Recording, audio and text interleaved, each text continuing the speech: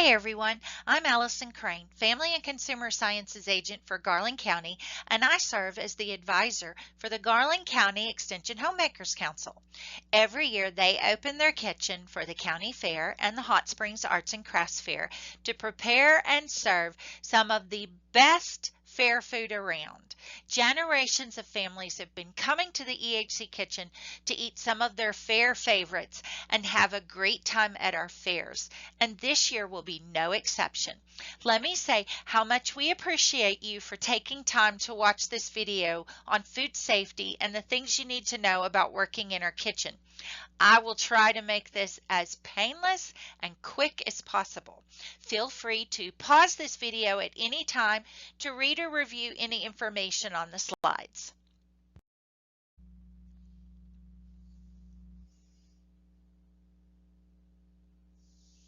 Our kitchen times for the county fair are Tuesday through Friday, 4 to 8, and Saturday, 11 to 8 p.m. We have several shifts that happen during those times, and we still could use some volunteers. So if you know of someone who would be willing to work, pass on this video to them, as well as tell them to call Natasha, who is serving as our coordinator. I'll give you her number later. The Arts and Crafts Fair is open on Friday and Saturday, and we serve breakfast and the regular meal. Then we are also open on Sunday, but we only serve lunch.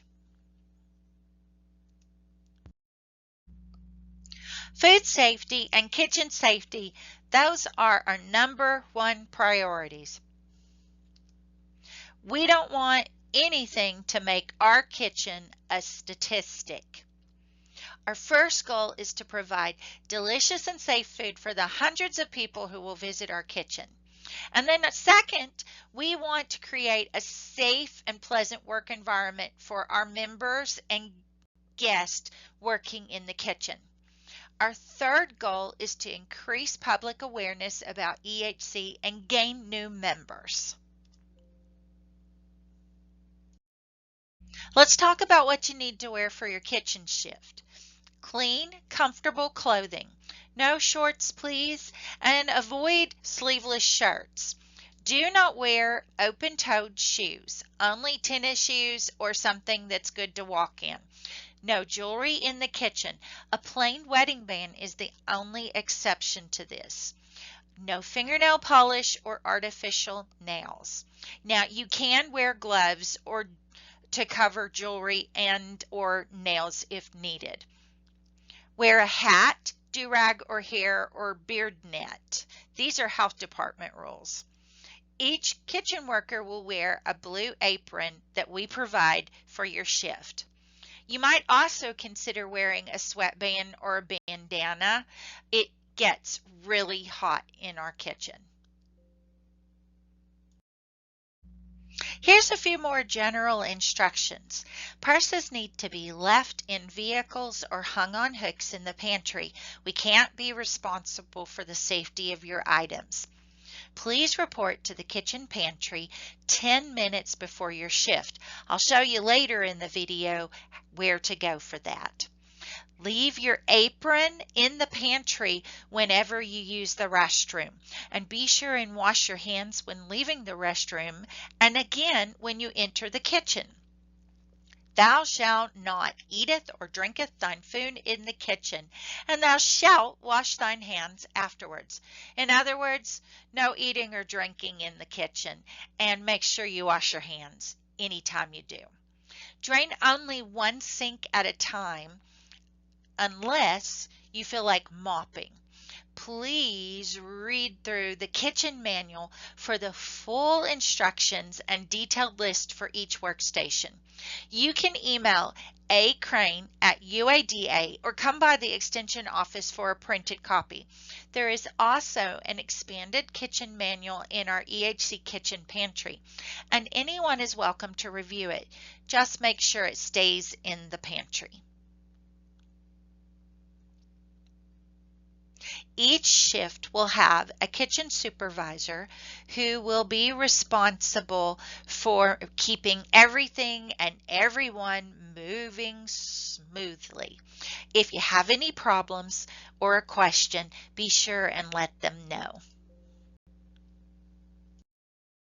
The main entrance to the fairgrounds is off of Highway 270 or Melbourne Avenue. Follow the traffic to the right and keep the fence on your left side. Our building is the third building on the left. We have a parking lot and use the area across the road. This can be very crowded depending on the day and time you are working. Plan ahead to give yourself enough time to get into the fairgrounds and find a parking space. Our building has entrances inside the fencing and out. Everyone needs to enter our building from the single door on the left side of our parking lot. This entrance is only for kitchen workers and cannot be used to enter the fairgrounds. Parking is always a problem, and we are taking several steps to try to help the situation. Please only park in our parking area if you are working a kitchen shift. If you are parked in our parking lot or the area across the street from our building, please take a moment to place a parking permit in the front and back windows of your vehicle.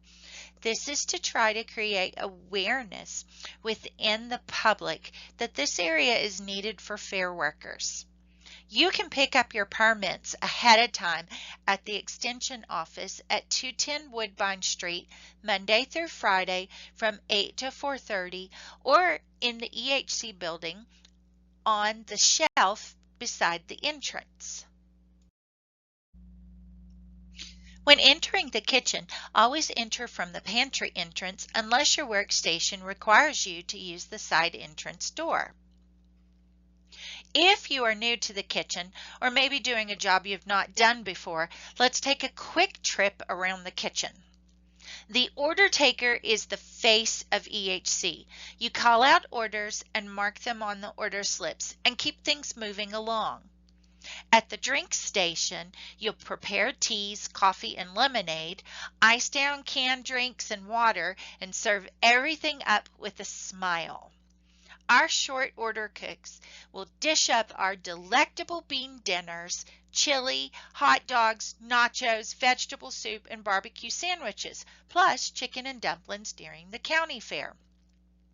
The mixer baker mixes the donut batter and cornbread batter and also mixes up the coleslaw. The grill cook cooks hamburgers on the grill and prevents any cross-contamination from happening. Our assistant grill cook will add hamburger toppings as well as assist the grill cook wash and prep burger toppings as needed. If you're the deep fry cook, you will focus all your skills on cooking up the best French fries at the fair. Our donut fryer cooks to perfection our famous donut holes. The cake person has a sweet job frosting, cutting, and covering our legendary chocolate and oatmeal cakes and making up the plates of the chicken salad during the Arts and Crafts Fair. Our dishwasher is so important. You'll wash the dishes at the sinks and run the electric dishwasher and manage to help everybody else as needed. The table cleaner and tray wipers in the dining room maintains the dining room and takes out trash as needed. You also serve as an ambassador for EHC while moving around the the dining room. As you can see, our kitchen is a busy place. It's also very loud because of the overhead vent system and all the work happening. Being mindful of others and cleaning up spills will help keep it a fun and happy place. If you are new to the kitchen, don't hesitate to ask your kitchen supervisor or coworkers where things are located.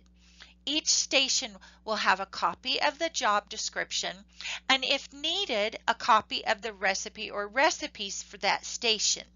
Copies of the kitchen manual are available at the Extension office or at the EHC building. You can also receive a PDF by email. Contact acrane@uada.edu to have it emailed to you directly. Let's take a few minutes to talk about food safety. We have several things that we can do to protect ourselves and our customers. Wash hands often. Sanitize food prep areas before you start working, and be sure to sanitize your work area. Keep your station clean as you work. Remember WRS. Wash, rinse, and sanitize. Avoid cross-contamination. Cross-contamination happens when pathogens from one surface are transferred to another surface. And finally, be aware of the danger zone. Pathogens have a temperature range in which they grow best. Let's talk about hand washing. Hands are the #1 source of contamination in a kitchen. Make it a habit to wash your hands every time you enter the kitchen. Wash your hands every time you start a new task or before putting on new gloves. Wash your hands with soap for at least 15 seconds under warm water. Make sure you turn off the faucet either with your paper towel or use your elbow. Even though you wash your hands in the bathroom, always wash them again when you return to the kitchen. Let's do one more reinforcement on preventing cross-contamination. Watch the hands. Poor hygiene is the #1 source of foodborne illness. Make sure raw and ready-to-eat foods don't touch other foods. Wear gloves or use utensils when handling ready-to-eat foods, including when you are cutting up produce. Don't let a seemingly innocent towel become a weapon of mass foodborne illness. Avoid hanging one over your shoulder and using the same towel for multiple tasks. Let's talk sinks, because sinks are an important part of preventing cross-contamination, and knowing where everything is supposed to happen will hopefully help you to be able to work safely and efficiently in the kitchen. We have 2 hand-washing sinks in our kitchen. Next, we have a sink for rinsing pots and pans and mixing bowls before they are taken to the dishwashing sink. This sink can also be used to wash out rags or towels, etc. The dishwashing sink is a 3-compartment sink, and we also have an electric dishwasher. We use this sink for washing dishes only. This sink is not to be used to rinse out rags or wash off hands. Finally, we have another 3-compartment sink for washing produce, filling pots or bowls with water, and for ice baths when cooling down food at the end of the last shift.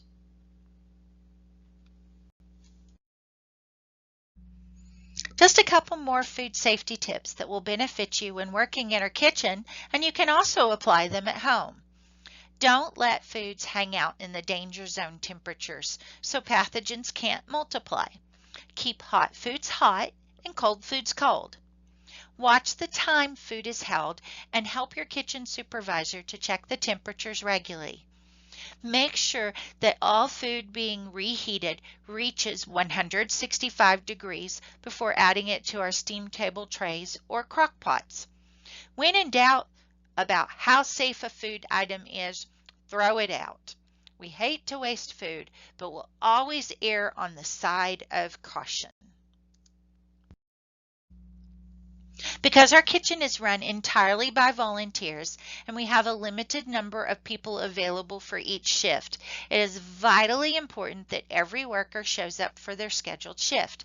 If you cannot make it to your shift or will be late, please notify Natasha Lennox, our kitchen coordinator for the fairs, or myself as early as possible to provide time to find a replacement.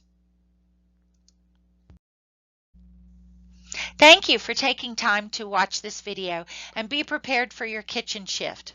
Our kitchen will be safe and run smoother, and our public will be able to enjoy our tasty food, and it will be safe to eat.